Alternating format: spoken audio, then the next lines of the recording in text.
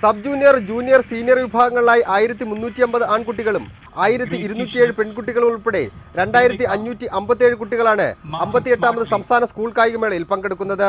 Thiruvananthapuram LNCP സ്റ്റേഡിയത്തിലാണ് മത്സരങ്ങൾ നടക്കുന്നത്. മേളയിൽ പങ്കെടുക്കാനെത്തുന്ന ടീമുകളെ സ്വീകരിക്കാൻ തിരുവനന്തപുരം റെയിൽവേ സ്റ്റേഷനിൽ പ്രത്യേക കൗണ്ടർ സജ്ജമായി. ഇന്ന് രാവിലെ 10 മണി മുതൽ SMB സ്കൂളിൽ രജിസ്ട്രേഷൻ ആരംഭിച്ചിട്ടുണ്ട്. മേളയുടെ വിജയകരമായ നടത്തിപ്പിനായി 17 സബ് കമ്മിറ്റി രൂപീകരിച്ചു. സ്കൂൾ കായികമേളയുടെ ഔപചാരിക ഉദ്ഘാടനം വിദ്യാഭ്യാസ മന്ത്രി PK അബ്ദുറബ്ബ് നിർവഹിക്കും.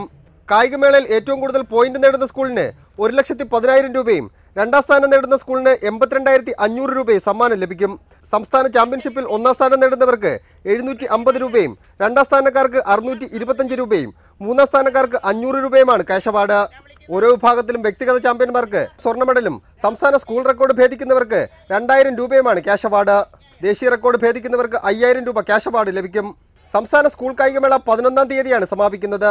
സ്കൂൾ കായികമേളയിൽ യോഗ്യത നേടുന്നവർ ജനുവരി 19 മുതൽ 23 വരെ ജാർഖണ്ഡിലെ റാഞ്ചിയിൽ നടക്കുന്ന 60ാമത് ദേശീയ സ്കൂൾ ചാമ്പ്യൻഷിപ്പിൽ പങ്കെടുക്കും. കഴിഞ്ഞ 17 വർഷമായി ദേശീയ സ്കൂൾ കായികമേളയിൽ കേരളമാണ് ചാമ്പ്യൻഷിപ്പ് നിലനിർത്തുന്നത്. റിപ്പോർട്ടർ, തിരുവനന്തപുരം.